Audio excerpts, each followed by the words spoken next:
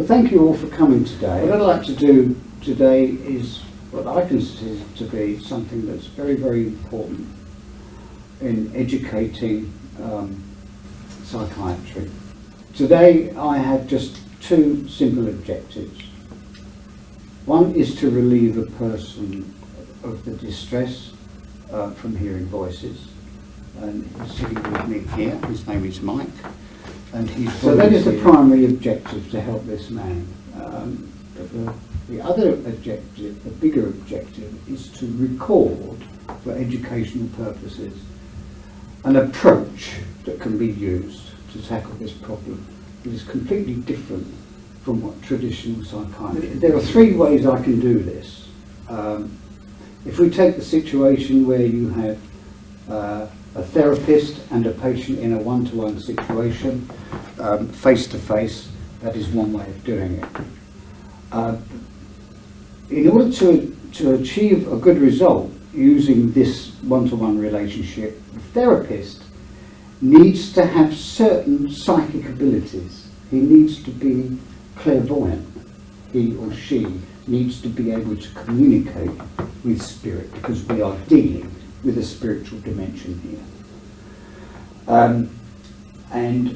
It is suggested by some practitioners that this way of working is the intuitive method. You have the intuitive of the psychic, mediumistic therapist. Now, I'm not mediumistic, I'm not intuitive. I do not see or hear spirit at all.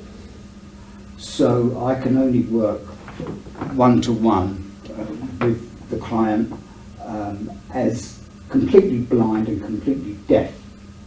So the only way I can understand what's going on with them is to ask them, to describe to me what they're experiencing.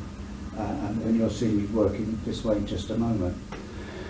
A second way of working is with the help and advice of a spirit guide, and for that we need to be mediumistic. And here we've got Andrew sitting here. He's the medium, and he's in constant contact with his guide, more than one guide. There are spirit helpers, and he has direct access and can communicate with them directly. So I may need, if I get stuck at any stage, I may need to turn to Andrew and say, what do the guides say?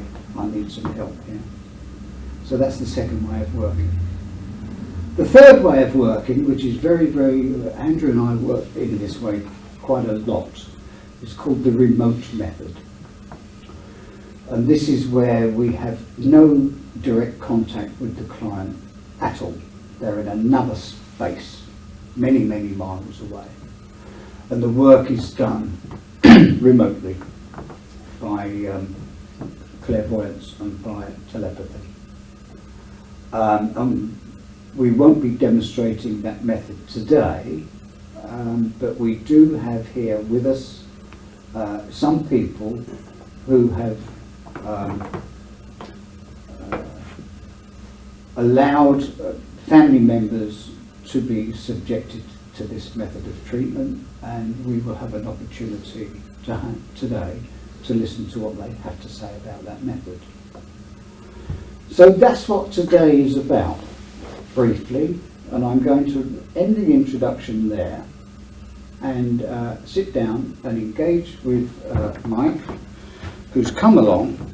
Now, I don't know very much about Mike yet, apart from the fact that he's an ex-soldier. I want you to describe to me these voices you hear. Right. These voices, the first time, well, they've been going on for 20 years. The first auditory hallucinations that they're described as was weapons cocking and Morse code. But accompanying that were the voices. Now, on and off, they've been really prevalent. When it got to around the year 2000, there was about 5 or 6 voices that I could hear. I went for a walk one day, and there I was on a canal path, and I could locate by the sound of them whether they were 10 feet to the left, 4 foot to the front, 20 foot behind me. Where these voices were shouting at me, I could actually turn my head knowing whereabouts they were, but I couldn't see couldn't see them. But that's what it was like when it became really apparent, and ever since then I've suffered with them really badly. They are detrimental. They say a lot of negative things about my character and personality, about my life, and they intrude on, even when I'm in my conscious state, my waking moments, by provoking thoughts along lines that I wouldn't normally entertain. So they say a particular word or something, it distracts me from what I'm doing, and then they end up going down the road of negativity that is associated with these voices. Okay. Do any of these characters with these voices, do they have identities that you're familiar with? No. So they're strangers to you? They're strangers. I have my suspicions. I've come across, being ex-army, I've had colleagues that have died in the past, and I've explored that possibility that it could be them, or people that have been in vicinities with that have died, and it's not. It's not them. They just seem strangers. Nobody you know. They're Nobody strangers. I know. Yeah. It's like being followed around by a band of strangers. That's what it's like. It's like being followed around by the paparazzi who are continually going on at you, And you can't see them. and I can't see them. Okay. Do you think any of these owners of these voices would speak to me? I don't know. That's something. Would you like me to try and speak to them? Can try, but I very much doubt it. I'm thinking that I might have to go into some kind of trance but I don't know whether it's coming from my subconscious state or the voices, so I wouldn't know. Okay. So you and I are going to do some work now. I'm just going to ask you to focus your attention.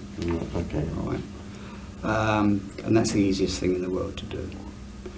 And what I want you to do is just focus your attention on your feet on the floor.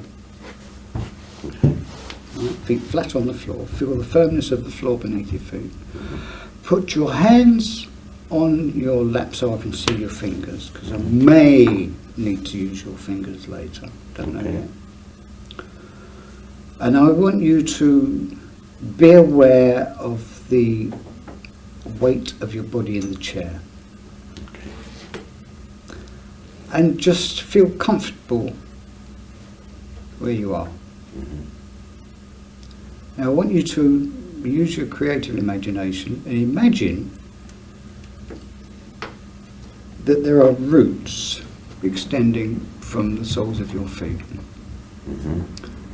into the floor and through the floor and into the earth. That's right. It may help you if you close your eyes. It helps to focus your attention more easily. So just imagine those roots going down into the earth and connecting with the energy of the planet, so that you're connected with the earth, and feel that energy of the earth coming up those roots and forming a solid platform beneath your feet. You can feel the firmness of the floor beneath your feet, and I want you to feel the connection with the earth beneath your feet, connected and grounded. This is what we call grounding. Okay. Now I want you to focus your attention in the middle of your body at your heart center. We have energy centers in the body. We call them chakras. Focus on your heart center. And in there is your inner light. I want you to connect with your inner light. And I want you to visualize it. I want you to imagine the heart center opening like the petals of a flower. Imagine a lotus flower opening, so that the light shines forward and backwards, out through the front of your body, out through the back of your body. And now move down to your solar plexus, and there's another chakra there. There's another energy center, and just imagine, if you like, that energy center opening and the light moving from the heart down into the solar plexus, and then down further into the sacral region, into the lower parts of your body. There's another energy center there, the sacral chakra. And allow that energy from the heart center to pass all the way through, all the way down through the bottom, and connecting with the earth through your feet. Moving up now through the body, back to the heart chakra, moving up to the throat, opening the throat chakra, and up to the forehead, opening the lotus petals in the third eye, and then the crown chakra opening. There's an opening in the top of your head.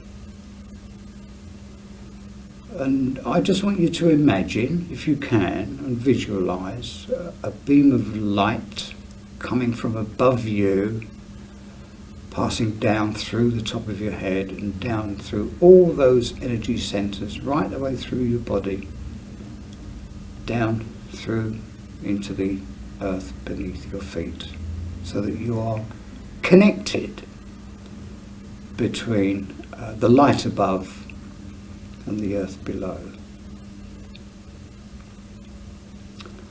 Now I just want you to focus your attention on that heart center and your breathing. Just be aware of every breath you take. Don't want you to do anything with it. I just want you to acknowledge your breathing. Acknowledge each breath you take in and each breath you take out. No need to control it, but just be aware of how gentle it is as you sit there. It doesn't have to do very much because you're not doing very much physically. It's just ticking over, and every breath you take, without you even realizing it, actually relaxes you more. As your body sinks deeper into the chair and you feel more and more comfortable, every breath you take relaxes you more.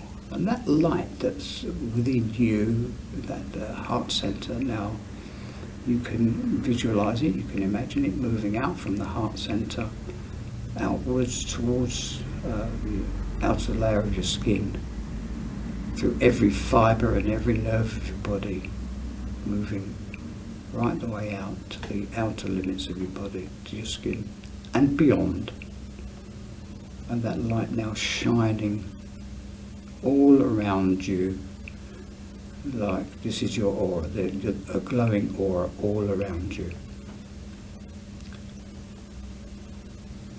And I want you to acknowledge where you are, sitting in this room, on a chair. There are other people in the room, not disturbing you. This is a safe place. Nothing can disturb you here. And I just want you to acknowledge the safety of this place. And you now have around you an aura, a cloak if you like. It's like an armour. It protects you.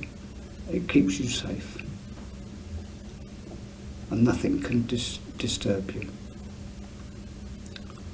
And if there's anything that does disturb you, I'd just like you to convey to me what that is. Okay? Now I want you to use this acute focus of attention that you now have, and I want you to imagine that you can see me from where you're sitting. You have your eyes closed. You know I'm sitting in front of you. So you're not looking at my physical body. But I want you to look at the image of my presence in your mind's eye. And see if you can describe to me what you see. I see your shoulders and your head in a red glow. Mm-hmm. You seem to have an aura around you that's glowing. Okay, good. Move all the way down the body that you can see, and see if you can tell me if there are any changes in colour anywhere. Yellow towards your midriff. Mm-hmm. Maybe greens towards your legs. Okay. Well, oh, good. Now what I want you to do now, Mike, is to imagine that you're sitting where I am, and you're going to look at your own body and your own aura. Okay? And I want you to tell me what you see. It's kind of muddy. Muddy, is it? Yeah. Okay. Move down your face, down to your shoulders, your chest. Tell me You what. see white and golds, Okay, moving further down your body, lower body. Do you see anything? reds, greens. Okay. Let's move up to the top now, back up to that muddy area in the head. Yeah? Kind of black and dark. Okay. Does it have a voice?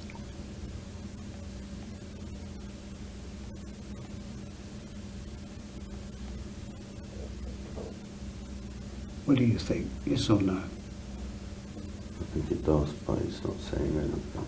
Okay. Well, let me ask this energy if it would like to communicate with me. Yes or no? What are you getting? Kind of fear. A kind of fear Yeah. coming from this dark energy. Yeah. Okay, well let me try to allay the fears of the dark energy, because I don't want to cause it any harm. I want it to be free. So if this dark energy is trapped in some way, would it like to be freed from its fear? Yes. It would. Okay. Would you like to talk to me to help me free you from your fear? Yes. Okay. Do you have a name? It's having a battle. It's having a battle. Yeah. Who's it having a battle with? With me. Okay. Why is it having a battle with you? Does it know? It does know. Would it like to tell me?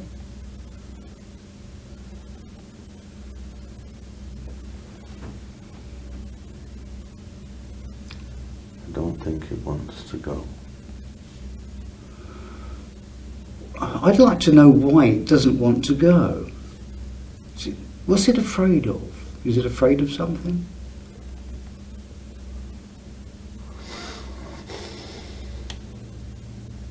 Okay, now I want you, Mike, to be the mediator in this, okay? I don't want you to be affected by this in any way, okay?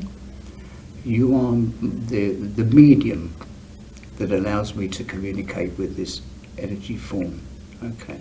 And I want you to help me release it. Do you understand? Yeah. Okay, good. So I need to understand what energy form this is and how I can help it. If it's having trouble, if it's having a battle with you, and it's got something to be afraid of, it wants to be released, then I'm here to help. Does it understand that? Yes. Okay. What I'm going to ask this energy form to do is to look within itself and look for its own spark of light. Can it do that?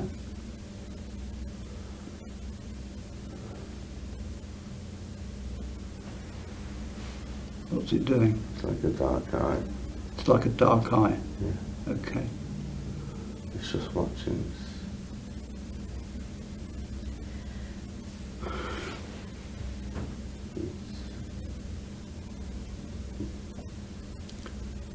It does want to go. It wants to go. Okay, so I want this energy form to look within itself and to see its own light. Can it see its own light? Is it looking?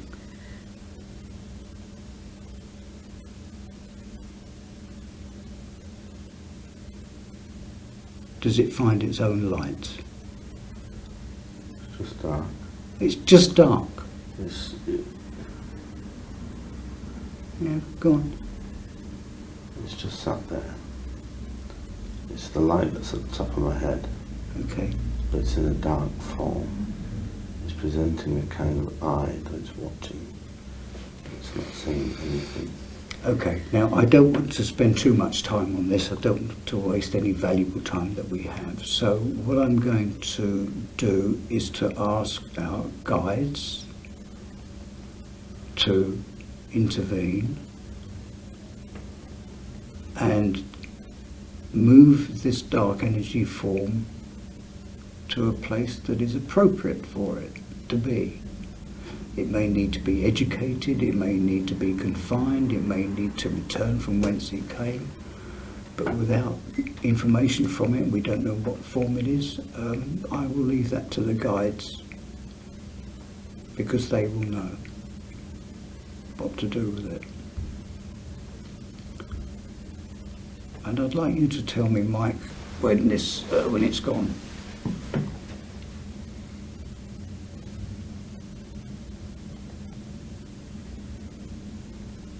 Tell me what you see. I feel tired. You just feel tired, do you? Yeah. Okay. What do you see? Is that energy form still there? I think it's draining me. Okay. It's there, but it wants to leave. Okay, well then, let's... Is there anything preventing it from leaving? It's upset at leaving. It's upset at leaving, is it? It appears that way. It's like it wants to go, but it's not. It's kind of lingering. I can see beyond, in the gaps between it, there is light there as it tries to move away, but it's shrouded in a kind of dark light that is. Okay. Now, I wonder if this is spirit of human form, human origin. Because if it's non-human origin, it doesn't belong with you at all. So I'm asking the guides just to gently ease it away from you. I'm asking the guides to disconnect this entity from you, to remove the connections, so that light can come in and repair the damage that it's left behind. And I want you to feel that light coming in. It's going. It's going. Good. And I don't want you to be drained of energy. I want the energy to come back into you. I want you to feel well.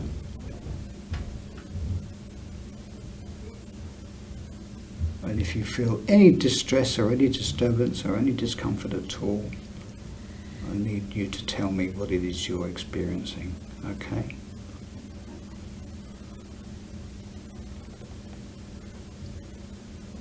Let me know when that dark energy's gone. I'm kind of willing it to rise. Can you speak a little bit louder for me? I'm willing it to rise. It's going. Okay. Seems reluctant. It seems reluctant. It's going. It's going. Good. Okay, good.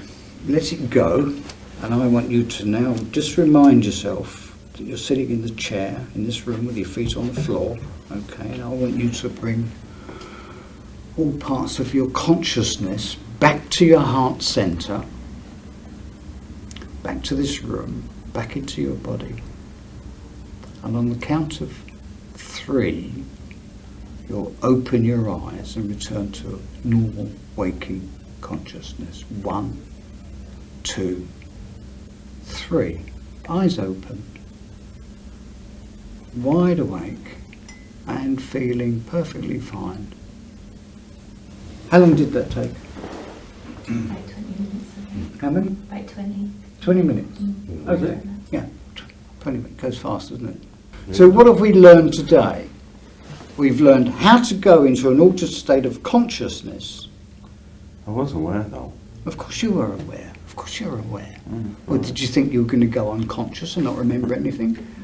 This is the misperception Okay. about the altered state of consciousness. You don't lose consciousness at all. In fact, your consciousness is finely tuned and more acute. Yeah, you do. You reach relaxed state, don't you? Yeah. So you're in a physically relaxed state. You're in an emotionally relaxed state. And your mind is able to focus accurately on one thing and not be distracted. Yeah. Right? And that's what it's about. It's all about the focus of attention. Okay. So what you've learned today is how to go into an altered state of consciousness. You can call it hypnosis if you like, but you don't have to, because the very word hypnosis gives people false impressions of what it's about. Okay. So you've been in an altered state of consciousness where the focus of your attention is removed and dissociated from what's happening in this room. You've gone inside. Okay. All right? And you've been able to visualize putting a protection around you, a spiritual protection, and strengthening your aura. That was the easy bit. It's easy, yeah. Doing that bit is negotiating what was going on up here. Yeah, that's the hard part. Yeah, Hard yeah, part. because it's strange. It's new to you. It's a new experience, right? Okay. So what you've learned to do is how to put a spiritual protection around you, ground yourself to the planet, right, and protect yourself with your aura. And then you've been able to scan your own energy field Yeah. and pick up something that doesn't belong. Yeah, it definitely doesn't belong. And that is very definite, isn't it, when you discover yeah, that? You go, yeah, "Ooh, yeah. yeah," right? So you've learned how to do that for yourself, right? Yeah. And what we're doing here is to demonstrate for therapists and psychiatrists and practitioners how it's done. Okay. It's simple, isn't it? Yes. It's simple getting into that state. Yeah. The difficulty is in, the gubbins, negotiating with the gubbins that you feel is. Yeah. That's the difficult part. Yeah. Okay. So now we can do that. We can negotiate with them and enter into dialogue with them, or we can just say to the guides, deal with this.